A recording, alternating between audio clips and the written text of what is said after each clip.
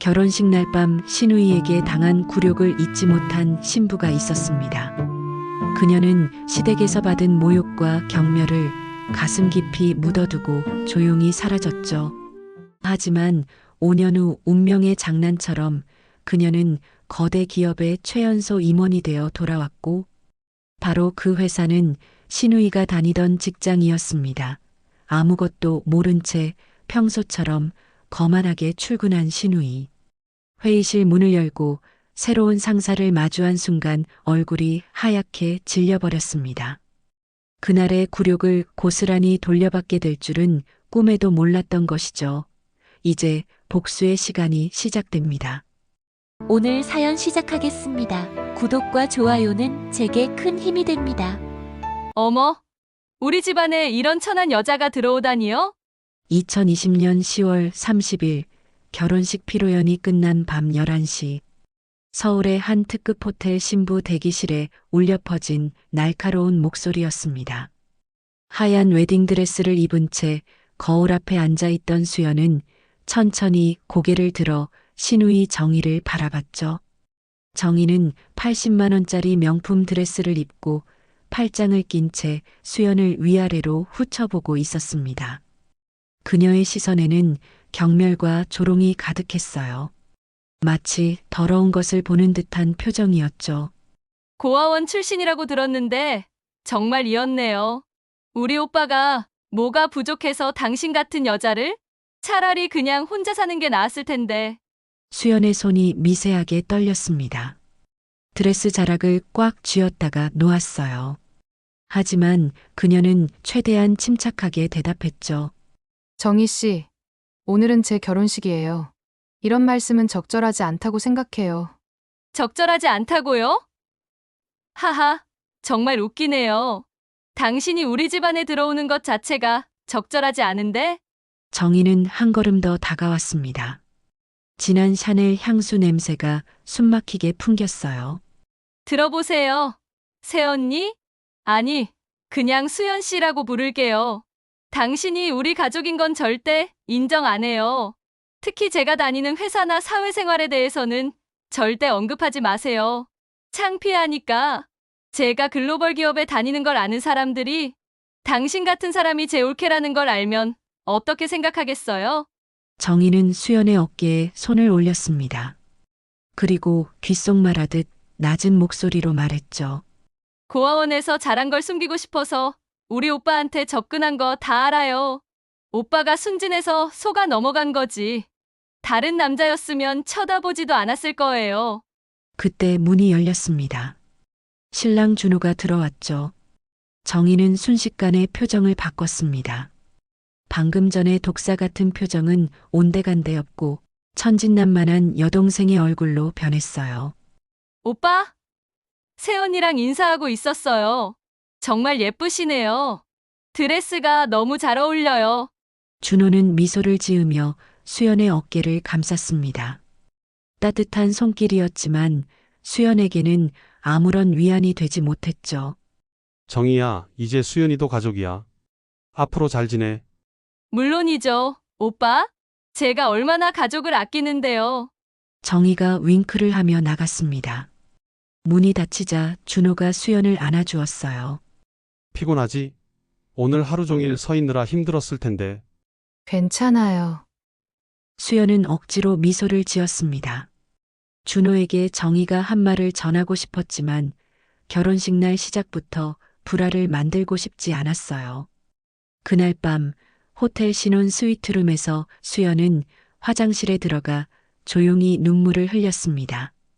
거울에 비친 자신의 모습이 초라해 보였어요. 정희의 말이 가시처럼 마음에 박혔죠. 천한 여자, 고아원 출신, 우리 가족으로 인정 안 한다. 하지만 그때 수연은 마음속으로 단단히 다짐했습니다. 언젠가는 이 굴욕을 잊지 않겠다고. 그리고 정희가 자신을 무시한 것을 후회하게 만들겠다고요. 그것이 복수가 되든 성공이 되든 반드시 정의 위에 서는 날이 올 것이라고 믿었습니다. 2025년 10월 월요일 아침 8시 서울 강남의 중심부에 위치한 40층짜리 고층 빌딩 앞에 검은색 제네시스 세단이 부드럽게 멈췄습니다. 운전기사가 재빠르게 내려 뒷문을 열었죠. 차에서 내린 여성은 2천만 원짜리 맞춤 정장을 입고 있었어요. 바로 김수연이었습니다. 하지만 5년 전의 그녀와는 완전히 달랐어요. 자신감 넘치는 걸음걸이, 단정하게 정리된 샤넬 컷 헤어스타일, 절제된 메이크업, 그리고 무엇보다 그녀의 눈빛이 변했습니다. 더 이상 누구에게도 무시당하지 않겠다는 강인함과 함께 성공한 사람 특유의 여유가 담겨 있었죠. 김 이사님, 좋은 아침입니다. 로비에서 직원들이 90도로 인사했습니다. 수연은 품격 있는 미소를 지으며 답했어요. 네, 좋은 아침이에요. 모두 좋은 하루 되세요. 그녀가 전용 엘리베이터를 타고 23층 임원실로 올라가는 동안 수연은 지난 5년을 떠올렸습니다. 결혼 1년 만에 준호와 이혼했죠. 시댁의 무시와 정의의 지속적인 괴롭힘을 준호는 전혀 막아주지 못했습니다. 아니, 막으려 하지도 않았어요. 매번 정의가 원래 좀 그래. 이해해줘라는 말만 반복했죠. 심지어 시어머니까지 가세해서 고아원 출신이니 우리 집안 예절을 모르는 게 당연하다며 매일같이 구박했습니다. 참다 못한 수연은 스스로 이혼을 선택했어요. 위자료 한 푼 받지 않고 깨끗하게 나왔죠. 자존심이 그것마저 허락하지 않았으니까요. 이혼 후 수연은 미국으로 건너갔습니다. 낮에는 투자회사에서 인턴으로 일하고 밤에는 와튼 스쿨에서 MBA 과정을 밟았죠. 하루에 4시간만 자면서 피가 나도록 노력했습니다. 커피로 버티고 영양제로 견디며 단 하나의 목표만을 향해 달려갔어요. 다시는 누구에게도 무시당하지 않는 사람이 되는 것. 그리고 운명인지 실력인지 수연은 월가의 유명 투자회사 골드먼삭스의 스카우트를 받았습니다. 한국지사전략기획 이사직이었죠. 연봉은 10억이 넘었고 스톡 옵션까지 포함하면 상상을 초월하는 금액이었어요. 이사님, 오늘 일정 브리핑 드릴까요? 비서가 태블릿을 들고 보고했습니다. 오전 10시에 마케팅 본부 전체 회의가 있으시고요. 오후 2시에는 신임 이사 취임식이 있습니다. 오늘부터 제가 맡게 될 마케팅 본부 현황이 어떤가요? 비서가 조심스럽게 대답했습니다. 솔직히 말씀드리면 상황이 좋지 않습니다. 직원이 50명 정도 되는데 성과가 3년째 바닥이에요. 구조조정이 불가피하다는 게 경영진의 판단입니다. 수연은 고개를 끄덕이며 직원 명단을 받아들었습니다. 한 장 한 장 넘기다가 그녀의 손이 멈췄어요. 김정희, 마케팅 본부 과장, 입사 7년차, 승진 정체 3년. 입꼬리가 살짝 올라갔습니다. 그 미소에는 묘한 감정이 섞여 있었죠. 5년 만의 재회가 이렇게 이뤄질 줄은 정의도 상상 못했을 거예요. 김정희 과장, 개인 평가는 어떤가요? 비서가 다른 파일을 열었습니다. 최악입니다. 동료 평가 최하위, 상사 평가도 마찬가지고요. 다만 이상하게 해고는 되지 않고 있어요. 누군가 뒤를 봐주는 것 같은데. 누구죠? 박 전무님이신 것 같습니다.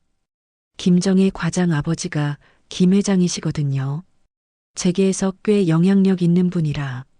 수연은 서류를 덮었습니다. 알겠습니다. 오늘 오후 회의에서 제 소개와 함께 앞으로의 운영 방침을 발표할 거예요. 성과 없는 직원은 직급과 배경 무관하게 정리할 겁니다. 비서의 표정이 긴장됐습니다. 그럼 김정희 과장도 모든 직원을 공정하게 평가할 겁니다. 예외는 없어요. 오후 2시 정각 본사 3층 대회의실은 마케팅 본부 직원 50명으로 가득 찼습니다. 정희는 여전히 가장 뒷줄에 앉아 옆자리 동료와 수다를 떨고 있었죠. 그녀는 여전히 오만한 태도를 유지하고 있었어요. 7년째 회사를 다니면서도 실적은 바닥이었지만 아버지의 힘 덕분에 여전히 자리를 유지하고 있었으니까요. 야, 새로운 이사가 온다며? 또 어떤 꼰대가 오는 거야? 지긋지긋하다 정말. 동료가 소곤거렸습니다. 그러게. 근데 여자래. 30대 초반이라던데. 대체 무슨 백으로 그 나이에 이사가 된 거야? 정희가 코웃음을 쳤습니다. 커피를 마시며 거만하게 다리를 꼬았죠. 30대 초반의 이사? 100% 낙하산이지. 아니면 회장님이랑 특별한 관계거나. 요즘 그런 여자들 많잖아. 능력도 없으면서 여자라는 걸 무기로 올라가는 애들. 쉬 논다. 회의실 문이 열렸습니다. 먼저 대표이사가 들어오고 그 뒤를 따라 수연이 들어왔어요. 세련된 검은색 정장에 붉은색 하이힐. 어깨까지 오는 단정한 웨이브 헤어. 절제되면서도 강렬한 메이크업. 그리고 무엇보다 자신감 넘치는 걸음걸이와 카리스마 있는 눈빛. 회의실이 순식간에 조용해졌습니다. 남자 직원들은 넋을 놓고 바라봤고 여자 직원들은 경탄과 질투가 섞인 눈빛을 보냈죠. 정희는 커피잔을 들고 있다가 그대로 굳어버렸어요. 저 여자가 설마. 아니야, 그럴 리 없어. 하지만 수연?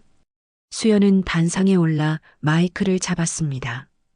그리고 천천히 직원들을 둘러봤어요. 그녀의 시선이 정희와 마주쳤죠. 아주 짧은 순간이었지만 정희는 수연의 눈빛에서 무언가를 읽었습니다. 맞아. 수연이 맞아. 안녕하세요. 오늘부터 마케팅 본부를 맡게 된 김수연 이사입니다.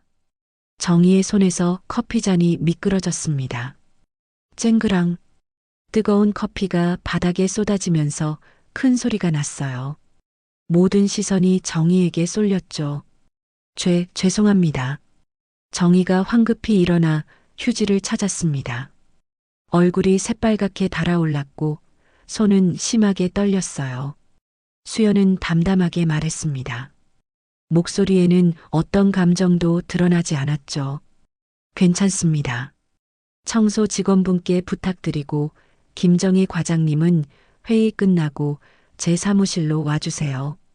인사도 나눌 겸 면담할 게 있습니다. 정희의 다리가 후들거렸습니다. 겨우 자리에 앉았지만 더 이상 회의 내용이 귀에 들어오지 않았어요. 어떻게 이럴 수가. 고아원 출신이었잖아. 아무것도 없는 여자였잖아. 수연은 프레젠테이션을 시작했습니다. 파워포인트에는 마케팅 본부의 처참한 실적이 그래프로 나타났어요. 보시다시피 우리 본부의 실적이 3년째 정체되어 있습니다. 아니, 정체가 아니라 퇴보하고 있죠. 경쟁사 대비 마켓 시어는 절반으로 줄었고 신규 고객 유치율은 바닥입니다. 직원들이 긴장한 표정으로 화면을 바라봤습니다. 이제 변화가 필요합니다. 앞으로 석 달간 집중평가 기간을 가질 겁니다. 이 기간 동안 성과를 내지 못하는 직원은 직급과 상관없이 정리 대상이 될 것입니다. 수연의 차가운 목소리가 회의실에 울려 퍼졌습니다. 단 기회는 공정하게 드리겠습니다. 노력하는 사람, 성과를 내는 사람은 그에 합당한 보상을 받을 겁니다. 반대로 관성에 젖어 있거나 배경만 믿고 일하지 않는 사람은 이 회사를 떠나야 할 겁니다. 마지막 말을 할 때 수연은 정희를 쳐다봤습니다. 아주 잠깐이었지만 정희는 그 시선에서 5년 전의 기억을 떠올렸어요. 회의가 끝나고 30분 후 정희는 떨리는 손으로 이사실 문을 두드렸습니다. 들어오세요. 수연은 통창 앞에 서서 서울 시내를 내려다보고 있었어요. 오후의 햇살이 그녀의 실루엣을 황금빛으로 물들이고 있었죠. 권력과 성공의 상징 같은 모습이었습니다. 앉으세요, 김 과장님. 정희는 조심스럽게 의자에 앉았습니다. 목소리가 떨렸어요. 수연 씨. 수연이 돌아서며 날카롭게 말했습니다. 이사님이라고 부르세요. 여기는 회사고 저는 당신의 상사니까요. 정희의 얼굴이 붉어졌습니다. 굴욕감과 분노가 동시에 치밀어 올랐죠. 네. 이사님. 수연은 책상에 기대앉으며 정희를 내려다봤습니다. 오랜만이네요, 김 과장. 잘 지내셨나요? 네. 그럭저럭. 그럭저럭이라. 인사 기록을 보니 그럭저럭 정도는 아니던데요. 수연이 파일을 펼쳤습니다. 3년째 승진 정체, 동료 평가 최하위, 상사 평가도 마찬가지. 최근 맡은 프로젝트 5개가 모두 실패. 이게 그럭저럭인가요? 정희는 입을 다물었습니다. 변명할 말이 없었어요. 사실 그녀도 알고 있었죠. 자신이 능력보다는 아버지 인맥으로 버티고 있다는 것을. 특히 이 부분이 흥미롭네요. 수연이 다른 서류를 꺼냈습니다. 작년 크리스마스 파티 때 신입사원에게 너 같은 평민이 어떻게 우리 회사에 들어왔냐고 했다던데? 그리고 집안 배경도 없는 애들은 빨리 그만둬야 한다고도 했고요. 정희의 얼굴이 창백해졌습니다. 그건 농담이었어요. 농담?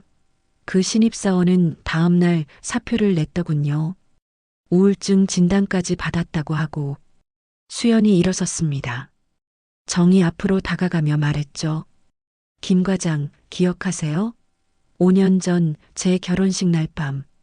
정희가 고개를 들었습니다. 당신이 제게 뭐라고 했는지 기억나요? 천한 여자, 고아원 출신, 우리 가족으로 인정 안 한다. 창피하니까 내가 다니는 회사 얘기는 하지 말라. 하나하나 나열할 때마다 정희의 얼굴이 더욱 창백해졌어요. 그런데 이제 제가 당신이 다니는 회사의 이사가 되었네요. 아이러니하지 않나요? 그때 정희의 핸드폰이 울렸습니다. 아버지였어요. 받으세요. 김 회장님이시죠? 정희는 떨리는 손으로 전화를 받았습니다. 아, 아버지. 정희야. 방금 들었는데 새로운 이사가 왔다며? 김수연이라고. 설마 내 예전 올케는 아니겠지? 정희는 수연을 쳐다봤습니다. 수연은 표정 하나 변하지 않고 팔짱을 끼고 있었죠. 네. 맞아요, 아버지. 전화 너머로 아버지의 목소리가 폭발했습니다. 뭐, 그 여자가 어떻게 이사가 된 거야? 분명 고아원 출신 거지였잖아. 위자료 한 푼 못 받고 쫓겨나듯 나간 년이. 수연이 손을 들어 정희에게 전화를 끊으라는 신호를 보냈습니다. 아버지, 나중에 다시 전화드릴게요. 전화를 끊자 수연이 차갑게 말했습니다. 김 과장, 다음 주까지 새로운 마케팅 전략을 제출하세요. 시장 분석부터 실행 계획까지 완벽하게요. 일주일이요? 그건 너무. 못하겠으면 지금 사표 쓰셔도 됩니다. 정희는 입술을 깨물었습니다. 하겠습니다. 그리고 한 가지 더. 수연이 서류 봉투를 하나 더 꺼냈습니다. 이건 뭔지 설명해 주시겠어요?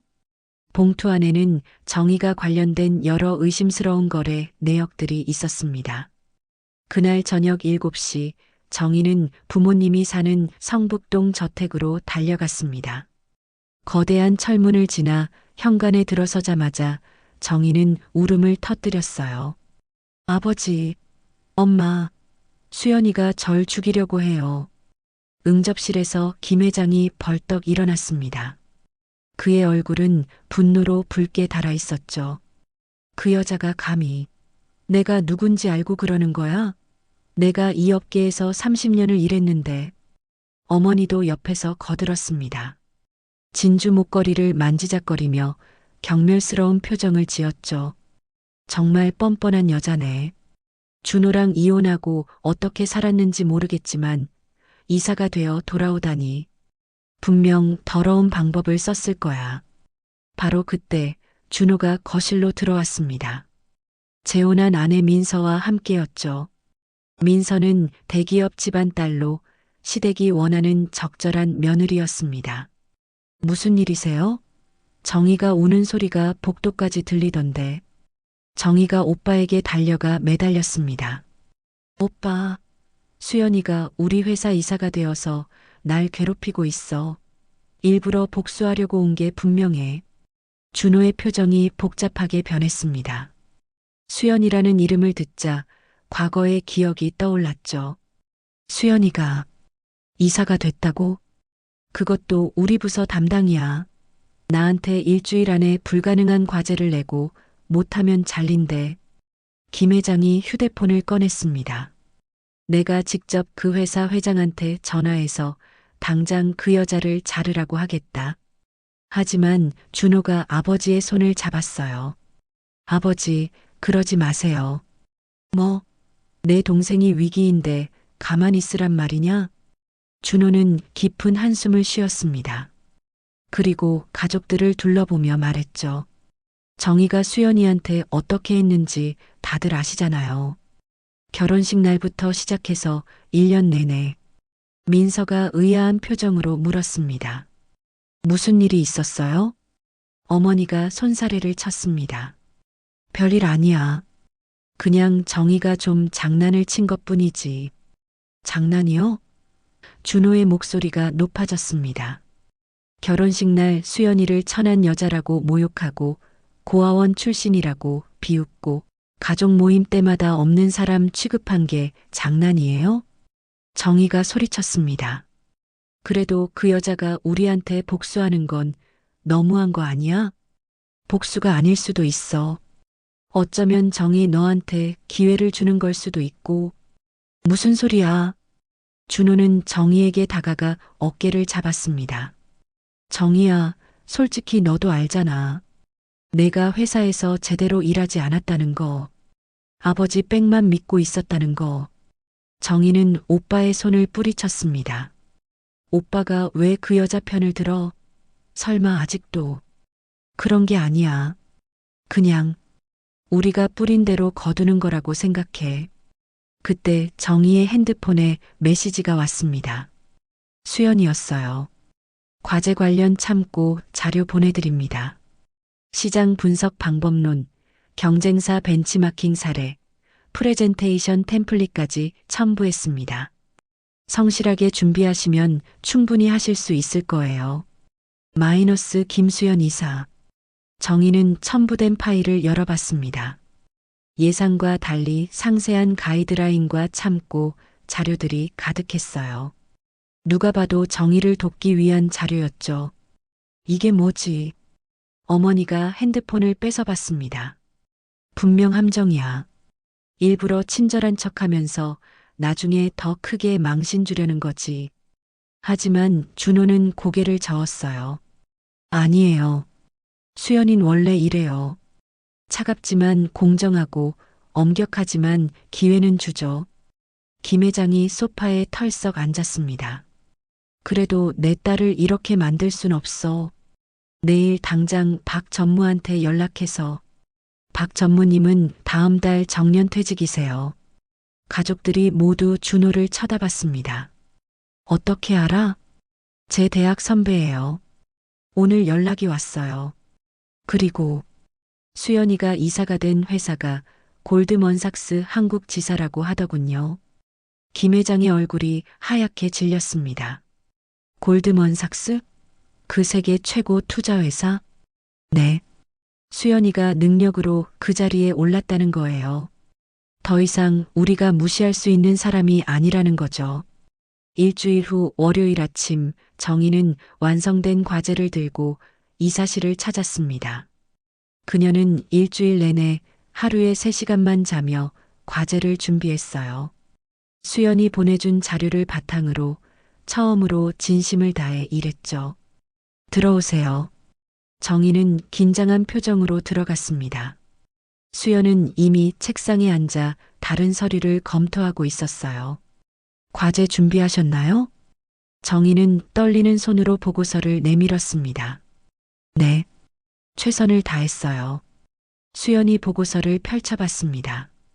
한 장 한 장 꼼꼼히 읽어나갔죠. 정희는 숨을 죽이고 기다렸습니다. 10분 후 수연이 고개를 들었어요. 예상보다 훨씬 좋네요. 시장 분석도 정확하고 전략도 현실적이고 실행 계획도 구체적이에요. 정희의 눈이 반짝였습니다. 칭찬을 받은 게 얼마만인지 기억도 나지 않았어요. 정말요? 네. 특히 신규 고객 타겟팅 부분이 인상적이었어요. 이대로만 실행하면 분기 내 20% 성장은 충분할 것 같네요. 정희는 안도의 한숨을 쉬었습니다. 처음으로 자신의 능력을 인정받은 것 같았어요. 하지만 수연이 서랍에서 다른 파일을 꺼냈습니다.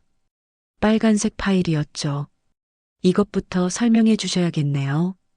파일 표지에는 마케팅 본부 비자금 조성 의혹 마이너스 김정혜 과장 관련이라고 적혀 있었어요. 정희의 얼굴이 순식간에 새파랗게 질렸습니다. 이건 수연이 파일을 펼쳤습니다. 각종 계좌 내역과 이메일, 메신저 대화 내용이 프린트되어 있었죠. 김 과장님이 3년 동안 관여한 프로젝트들의 회계 내역을 조사했어요. 이상한 점이 한두 가지가 아니더군요. 전 정말 모르는 일이에요. 수연이 날카롭게 물었습니다. 그럼 매달 월말에 과장님 계좌로 들어온 300만 원씩의 입금은 뭐죠? ABC 마케팅이라는 협력업체에서 나온 돈인데 정희가 당황하며 더듬거렸습니다. 그건 아버지가 주신 용돈인 줄 알았어요. 용돈이 협력업체에서 나와요? 이건 명백한 리베이트예요. 그것도 회사 프로젝트 수주 대가로 받은. 수연이 다른 서류를 꺼냈습니다. 더 충격적인 건 이 비리에 김 회장님과 박 전무님도 연루되어 있다는 거예요. 정희는 말문이 막혔습니다. 사실 어렴풋이 알고 있었죠. 하지만 모른 척했어요. 아버지가 하는 일이니까 당연한 관행이라고 생각했으니까. 바로 그때 문이 벌컥 열렸습니다. 감사팀 직원 5명이 들어왔어요. 그들 뒤로는 검찰청에서 파견된 수사관들도 있었죠. 김정희 과장님, 같이 가주셔야겠습니다. 정희가 수연을 쳐다봤습니다. 배신감과 분노, 그리고 두려움이 뒤섞인 눈빛이었죠. 이게 내 복수였어? 처음부터 계획한 거야? 수연이 일어섰습니다. 그리고 정희 앞으로 걸어가 조용히 말했어요. 아니에요. 전 정말 과장님께 기회를 주려고 했어요. 과제도 그래서 낸 거고 자료도 그래서 보낸 거예요. 하지만 수연이 잠시 말을 멈췄다가 이어갔습니다. 조사 과정에서 너무 큰 문제를 발견했어요. 이건 개인의 감정을 떠나서 회사와 법의 문제예요. 감사팀이 정희를 데리고 나가려는 순간 수연이 말했습니다. 잠깐만요. 모두가 멈췄습니다. 김 과장, 한 가지만 묻겠어요. 이 비리의 전체 규모와 연루자 명단, 알고 있는 거 모두 말해주세요. 그러면 제가 최대한 선처를 요청하겠습니다. 정희는 눈물을 흘리며 입술을 깨물었습니다. 그리고 떨리는 목소리로 말했어요. 박 전무, 최 부장, 이 대리, 그리고 우리 아버지, 김 회장도 주도적으로 관여했어요. 전체 비자금이 50억 정도 돼요. 2달 후 서울중앙지방법원. 정희는 법정에서 판결을 기다리고 있었습니다. 검은색 정장을 입은 그녀의 얼굴은 많이 수척해져 있었죠. 옆에는 변호사와 함께 부모님이 앉아 있었습니다. 피고인 김정희에게 징역 1년 6개월에 집행유예 3년을 선고합니다. 정희는 고개를 숙였습니다. 예상했던 결과였죠. 김 회장도 비슷한 형량을 받았고 회사에서는 당연히 모두 해고되었습니다. 법원을 나오자 겨울비가 내리고 있었어요. 정희는 멍한 눈으로 하늘을 올려다봤습니다. 35년 인생이 한순간에 무너진 것 같았죠. 김정혜 씨. 돌아보니 수연이 우산을 들고 서 있었습니다. 또 뭐야? 더 짓밟으려고 왔어? 수연이 고개를 저었어요. 커피 한 잔 하실래요? 할 얘기가 있어서요. 근처에 조용한 카페. 두 사람은 창가 자리에 마주 앉았습니다. 빗소리가 창문을 두드렸죠. 정희가 먼저 입을 열었어요. 목소리에는 힘이 없었습니다. 만족해? 복수에 성공해서 우리 집안 완전히 망했어. 아버지 회사도 부도 났고. 수연이 커피잔을 들었다 내려놓았습니다. 그리고 창밖을 보며 말했죠. 정희 씨, 전 5년 동안 정말 힘들게 살았어요. 이혼 후 미국으로 가서 매일 밤 울면서 잠들었죠. 정희는 고개를 들어 수연을 봤습니다. 왜 그런 취급을 받아야 했는지, 왜 인간 이하로 대우받아야 했는지, 고아원 출신이라는 게 그렇게 큰 죄인지. 수연의 눈가에 눈물이 맺혔습니다. 하지만 어느 순간 깨달았어요. 복수만 생각하면 제 인생도 망가진다는 걸. 그래서 공부했고, 일했고, 성장했어요. 복수가 아니라 저 자신을 위해서. 정희가 눈물을 흘렸습니다. 미안해. 정말 미안해. 그때 내가 너무 못됐어. 인정해. 변명의 여지가 없어. 수연이 손수건을 건넸어요. 이제야 진심 어린 사과를 듣네요. 하지만 이미 늦었잖아. 전과자가 되었고, 아버지 회사도 망했고, 이제 아무도 날 안 받아줄 거야. 수연이 가방에서 봉투를 하나 꺼냈습니다. 이게 뭐야? 추천서예요. 그리고 스타트업 대표 연락처.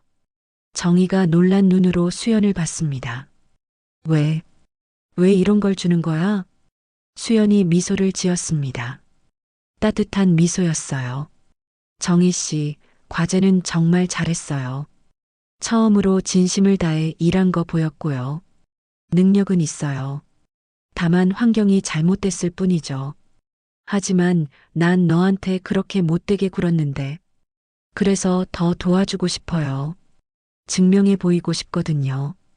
고아원 출신도 천한 사람도 아니라는 걸. 오히려 누구보다 따뜻한 사람이 될 수 있다는 걸.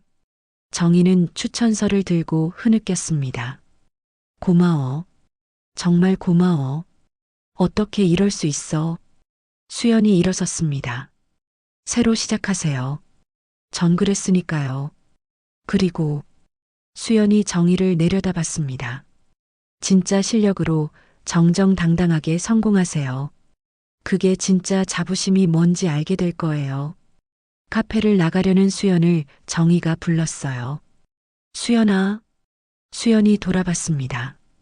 언니라고 불러도 될까? 이제야 내가 진짜 언니가 누군지 알 것 같아. 수연은 잠시 생각하다가 고개를 끄덕였습니다. 그러세요. 5년 만에 진짜 가족이 된 것 같네요.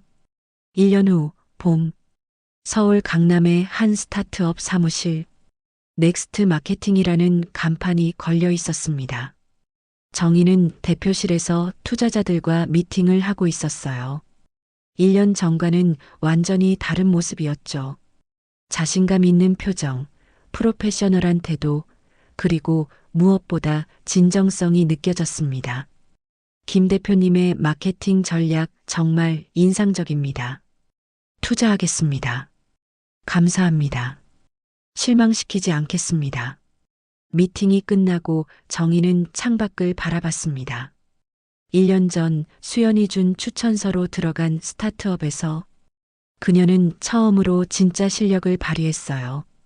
그리고 6개월 만에 그 스타트업을 인수해서 자신의 회사를 만들었죠. 핸드폰이 울렸습니다. 수연이었어요. 언니, 잘 지냈어? 정희야, 축하해. 시리즈비 투자 받았다면서? 응, 100억 규모야. 언니 덕분이야, 정말로. 내 실력이지, 내가 뭘 했다고. 두 사람은 한참을 통화했습니다. 이제는 정말 친자매처럼 가까워졌죠. 언니, 저녁에 시간 있어? 오늘 우리 가족 모임이거든. 언니도 와. 가족 모임? 응. 준호 오빠도 오고 부모님도 계시고 다들 언니 보고 싶어 해. 수연이 잠시 망설였습니다. 내가 가도 될까? 당연하지. 언니는 우리 가족이야. 진짜 가족. 그날 저녁 성북동의 한 레스토랑. 김 회장 가족이 모두 모였습니다. 김 회장도 이제는 많이 변했어요. 사업 실패와 법적 처벌을 겪으며 겸손해졌죠. 수연아, 어서 와. 김 회장이 일어나 수연을 맞았습니다. 아버님, 그동안 정말 미안했다. 우리가 너무 못됐었어. 어머니도 수연의 손을 잡았습니다. 그래, 우리가 잘못했어. 용서해 주겠니? 수연은 미소를 지었습니다.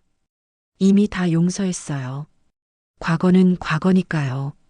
준호가 수연을 바라봤습니다. 그의 눈에는 여전히 미안함과 그리움이 담겨 있었죠. 수연아, 나도 미안해. 그때 내 편이 되어주지 못해서. 괜찮아요, 준호 씨. 덕분에 더 강해졌어요. 정희가 와인을 들었습니다. 자, 건배하자. 우리 가족의 새로운 시작을 위해. 모두가 잔을 들었습니다. 건배. 수연은 이 순간을 오래 기억하고 싶었습니다. 자신을 그토록 아프게 했던 사람들과 이렇게 웃으며 식사를 하고 있다는 게 신기했죠. 식사 후 수연과 정희는 레스토랑 테라스에 나왔습니다. 언니 고마워. 정말로. 뭐가? 날 용서해 준 것도, 기회를 준 것도, 그리고 진짜 가족이 되어 준 것도. 수연이 정희의 어깨를 감쌌습니다. 정희야, 우리 서로에게 상처도 줬지만 결국 서로를 성장시켰어. 이것도 인연이 아닐까? 맞아. 언니를 만나지 않았다면 난 평생 아버지 그늘에서 살았을 거야. 두 사람은 서울의 야경을 바라봤습니다. 불빛들이 반짝이고 있었죠. 언니, 혹시 준호 오빠랑 다시. 수연이 웃으며 고개를 저었습니다. 아니야. 그건 정말 과거야. 난 이제 새로운 삶을 살고 있어. 그래도 오빠가 많이 후회하더라. 후회도 인생의 일부지. 덕분에 우리 모두 성장했잖아. 정희가 수연의 손을 잡았습니다. 언니, 평생 고마워할게. 그리고 앞으로는 내가 언니 지켜줄게. 어머, 이제 진짜 동생 같네. 두 사람은 웃었습니다. 진심이 담긴 웃음이었죠. 그날 밤 수연은 일기를 썼습니다. 오늘로 긴 여정이 끝난 것 같다. 아니, 새로운 시작인지도 모른다. 복수를 꿈꾸며 시작한 길이 용서와 화해로 끝났다. 정의와 진짜 가족이 될 줄은 꿈에도 몰랐다. 하지만 이제 안다. 진짜 강함은 복수가 아니라 용서에서 나온다는 것을, 상처받은 만큼 성장할 수 있다는 것을, 그리고 가장 아픈 관계에서 가장 아름다운 화해가 탄생할 수 있다는 것을. 일기를 덮은 수연은 창밖을 바라봤습니다. 별이 빛나고 있었어요. 마치 새로운 시작을 축복하는 것처럼. 누가 알았을까요? 신우이의 행패로 시작된 악연이 결국 서로를 성장시키는 인연이 될 줄은. 복수의 칼날이 용서의 손길로 바뀔 줄은. 그리고 가장 큰 상처가 가장 큰 선물이 될 줄은. 이것이 바로 인생의 아이러니이자 우리가 살아가는 이유가 아닐까요? 때로는 넘어져야 더 높이 뛸 수 있다는 것을, 때로는 미워해야 진짜 사랑을 알 수 있다는 것을, 그리고 때로는 헤어져야 진짜 가족이 될 수 있다는 것을. 수연과 정희의 이야기는 우리에게 말합니다. 용서하세요. 그것이 당신을 자유롭게 할 것입니다. 성장하세요. 그것이 최고의 복수입니다. 그리고 사랑하세요. 그것이 인생의 진짜 의미니까요. 오늘 사연 어떠셨나요? 마음에 닿으셨다면 구독과 좋아요 부탁드립니다. 이야기가 널리 알려질 수 있도록 공유해 주시면 더 큰 행운이 찾아오실 거예요. 끝까지 시청해 주셔서 감사합니다.